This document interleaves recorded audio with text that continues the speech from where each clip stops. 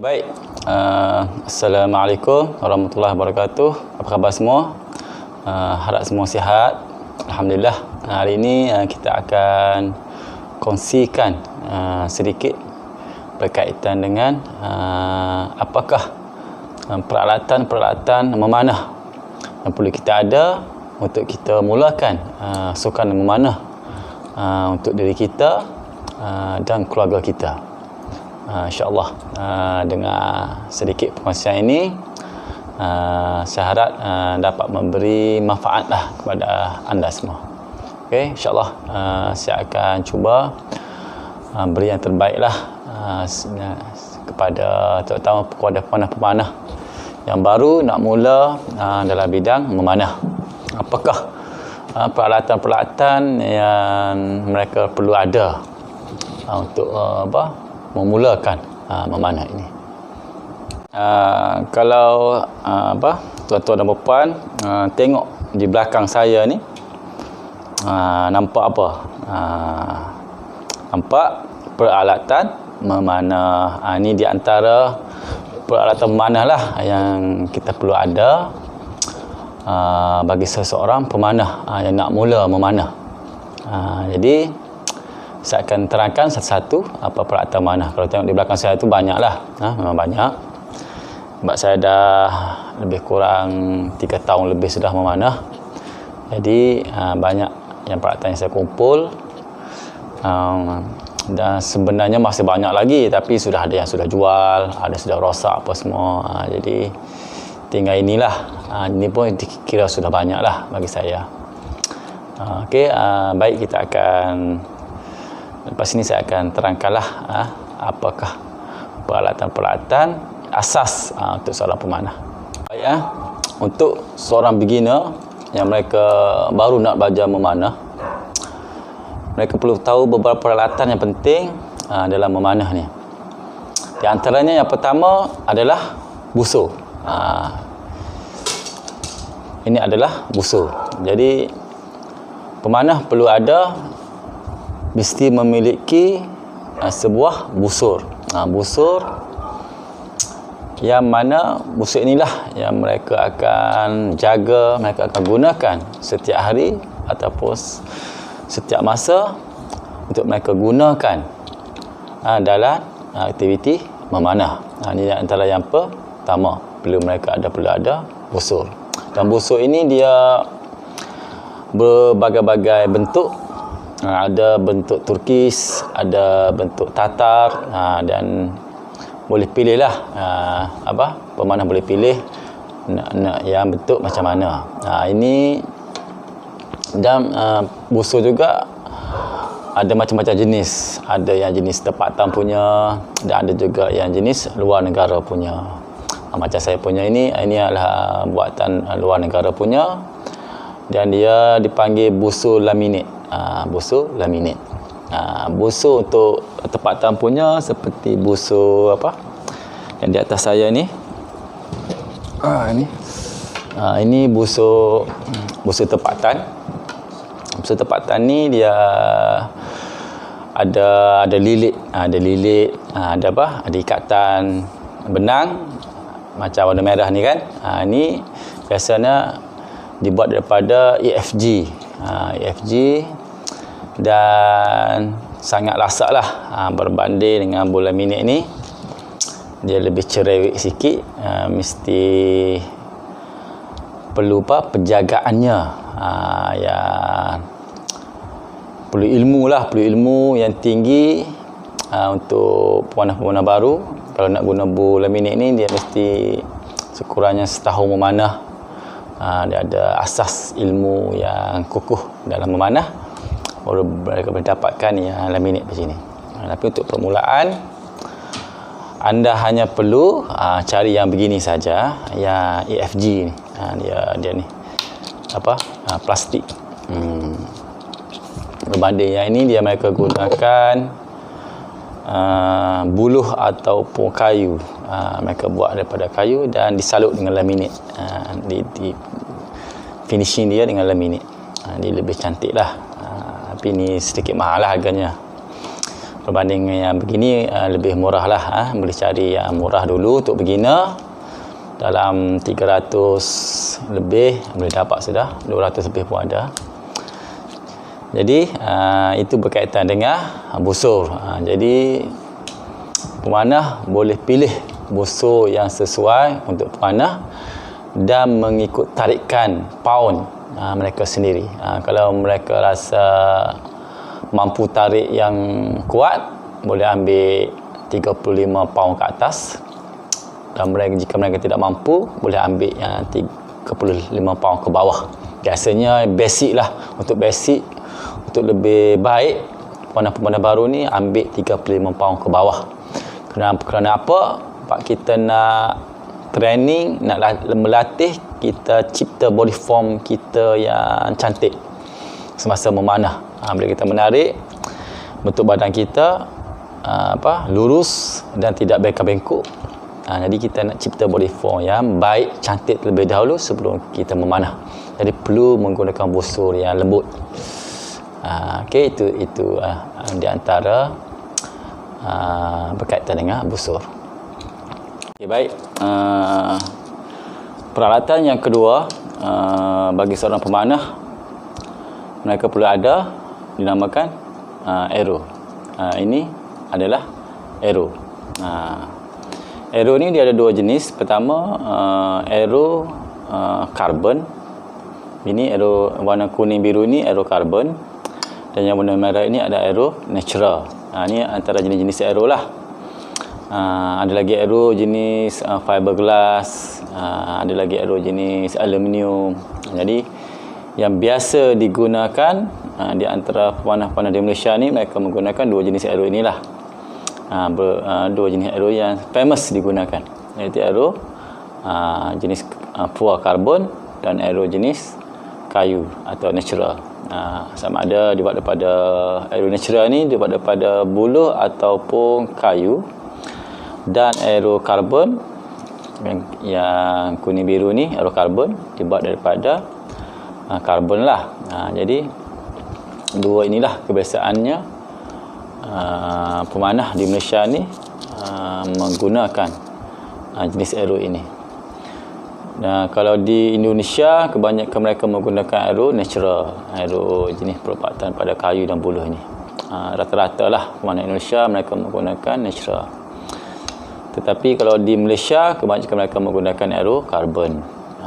Ada juga pakai natural, tengok kepada keperluan lah. Ada yang kalau kita pergi pertandingan, dia ada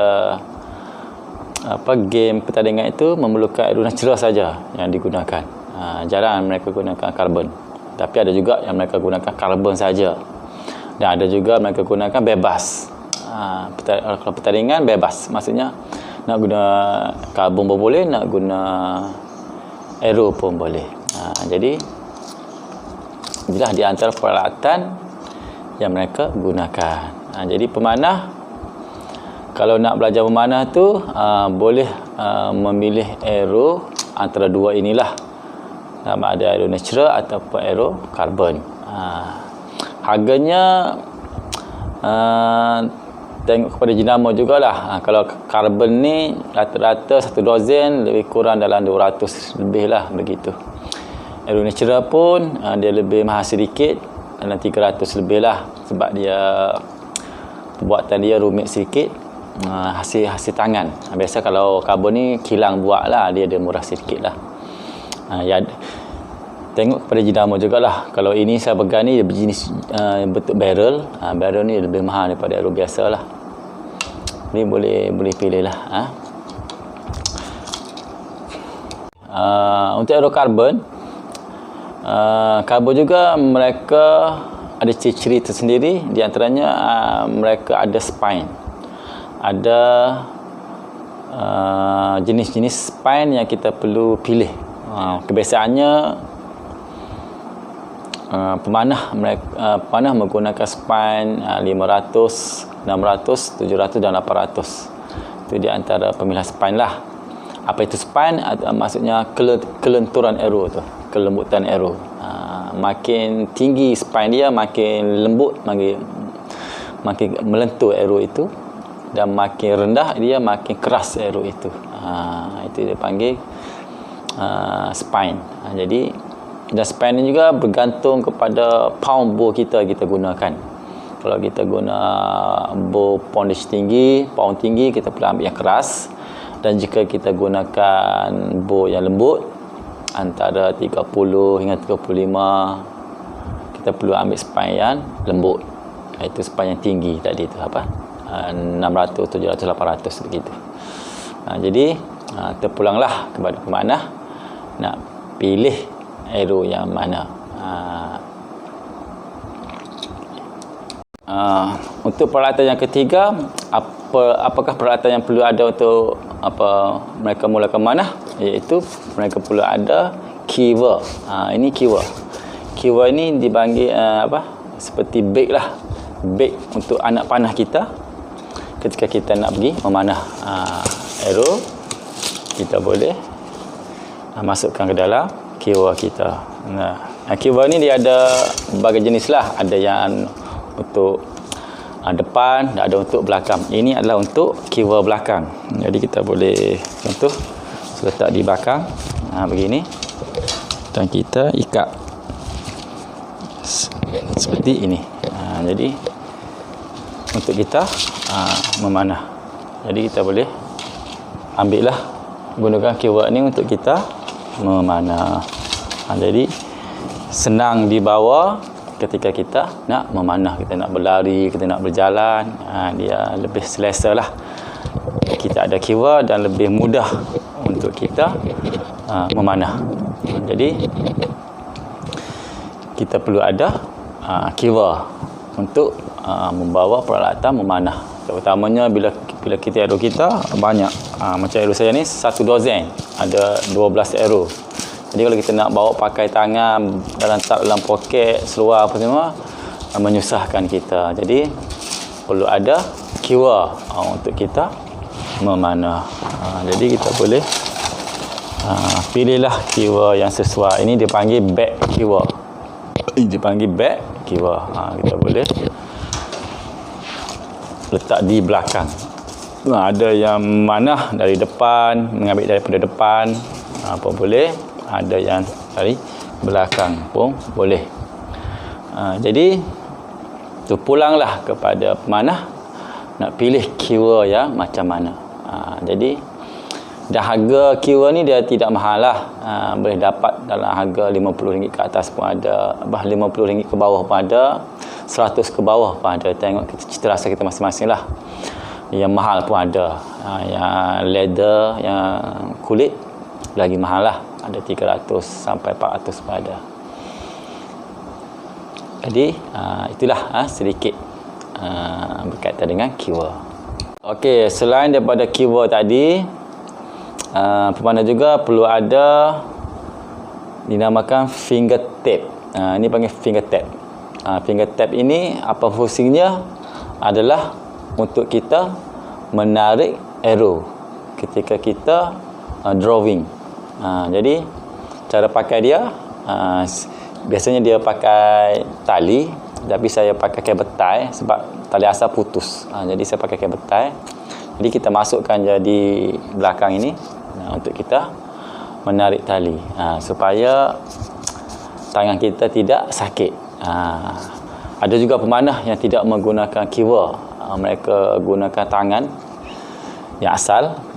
Tapi kepada itu pemanah yang profesional tu lah, yang sudah lama, yang sudah kuat tangannya, mereka tidak guna apa-apa. Tapi untuk beginner, mereka menggunakan quiver, menggunakan tab, finger tab.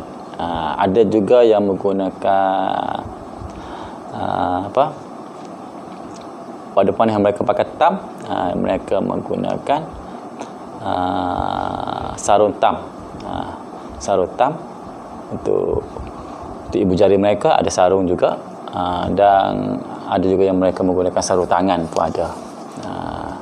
Jadi terpulanglah kepada pemanah nak menggunakan finger tap yang mana satu.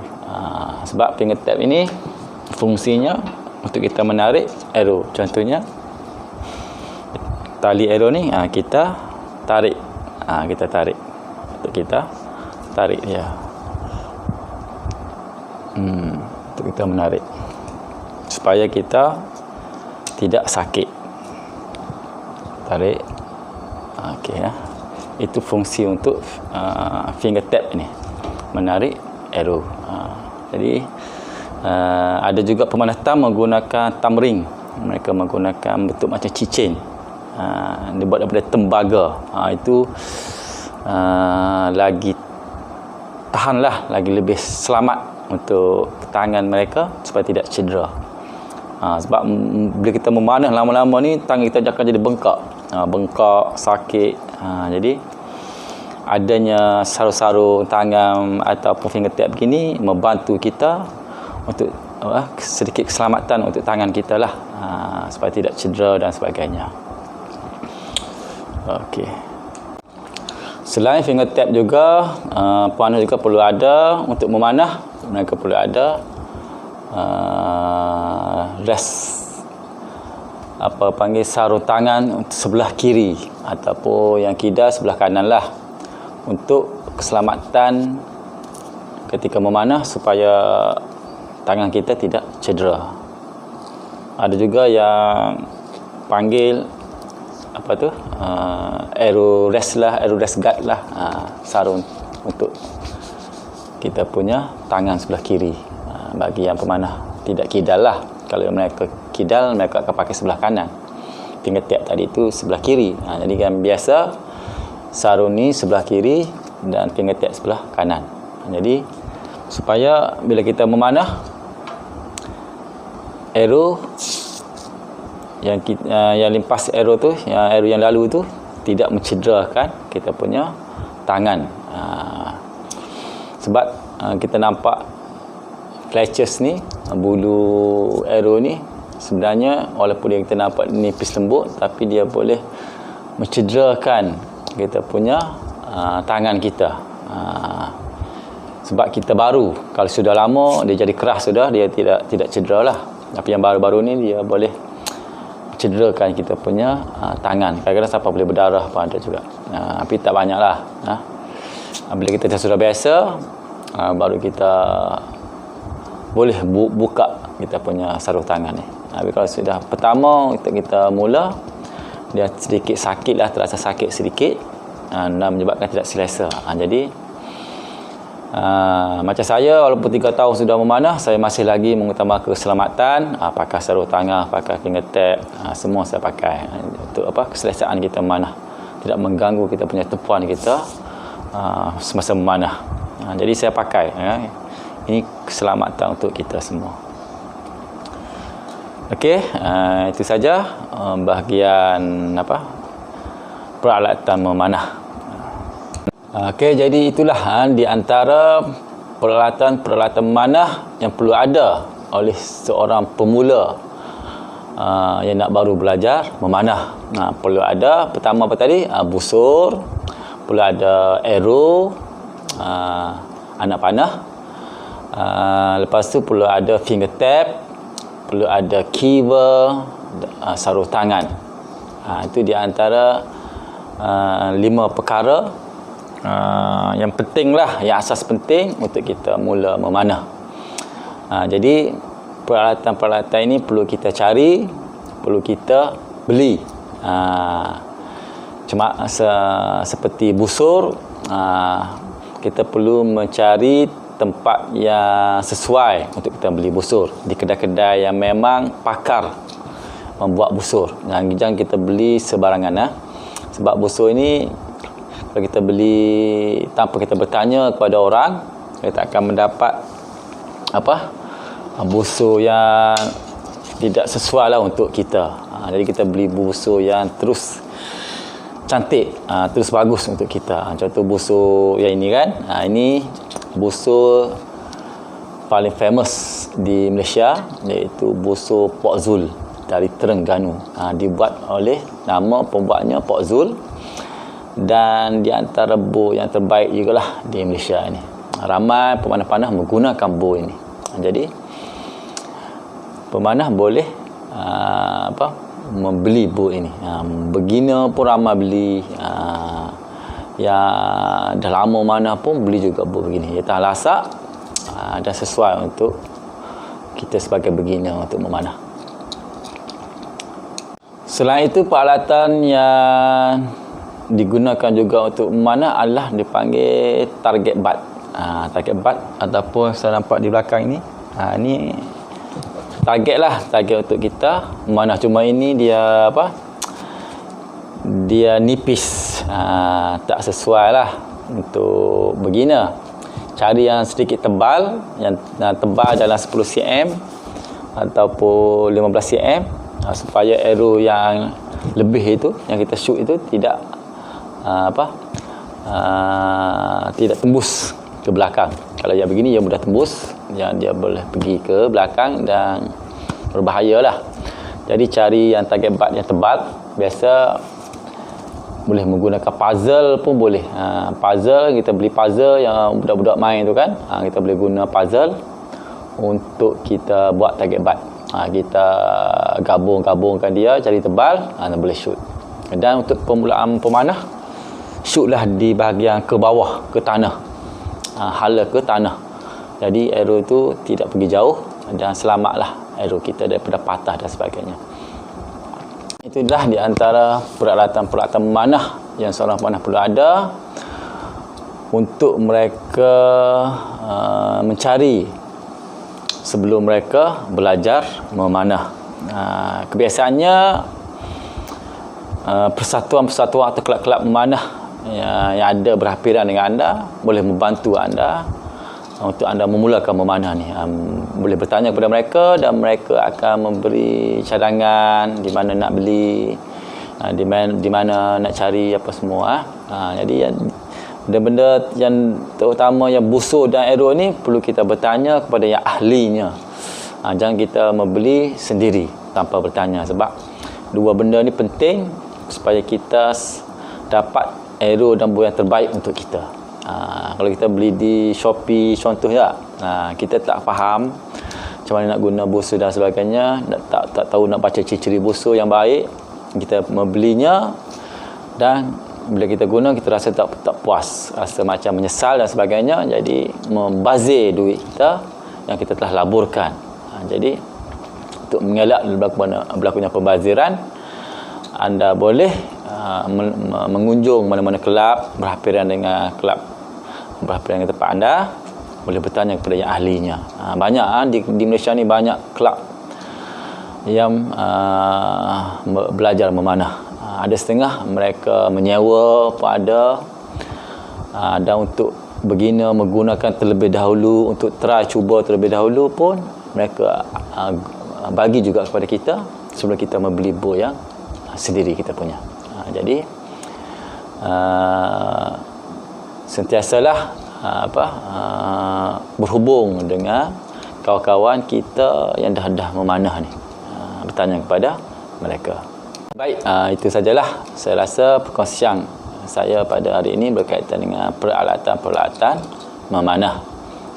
Jadi kepada yang berminat untuk memanah, saya teruskanlah niat anda, kerana memanah ini suatu benda yang baik, sunnah Rasulullah SAW.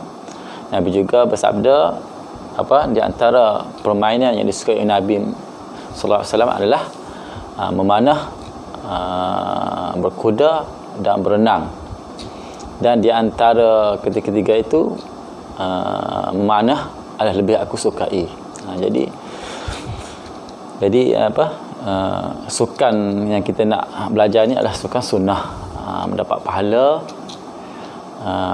Yang kita nak yang kita mula, kita nak niat kita dapat pahala, dan pendaftaran kita memanah, kita belajar, kita berjalan mengambil anak panah, semua dikira sebagai pahala untuk kita. Begitu juga kepada mereka yang membuat busur, dapat pahala buat busur, buat arrow. Jadi semua itu mendatangkan kebaikan kepada kita. Semoga perkara sunnah ini yang kita nampak macam sia-sia, tapi sebenarnya adalah suatu benda yang paling disukai oleh Nabi SAW. wasallam. Satu sukan yang yang diminati, satu sukan yang disukai oleh Rasulullah sallallahu alaihi wasallam. Jadi istiqamahlah dalam memanah, belajarlah pelan-pelan, jangan putus asa. Walaupun pertama kita tidak berjaya, tapi usaha lagi sehinggalah Allah akan bagi ilham kepada kita untuk kita mendapat ketepatan akhirnya. Jangan kita menaruh harapan terlalu tinggi, terus nak pandai dan sebagainya tanpa kita usaha terlebih dahulu. Mana ini tidak ada yang lama yang baru, tapi kalau siapa itu berusaha dengan lebih gigih, dia akan berjaya pada akhirnya, insya-Allah. Jadikanlah sukan ini sebagai satu ibadah dalam hidup kita, niat untuk kita kerana Allah Subhanahu Wa Taala, memanah kerana Allah Subhanahu Wa Taala. Jangan kita, kalau kita niat untuk menang, apabila kita kalah, kita akan berhenti memanah.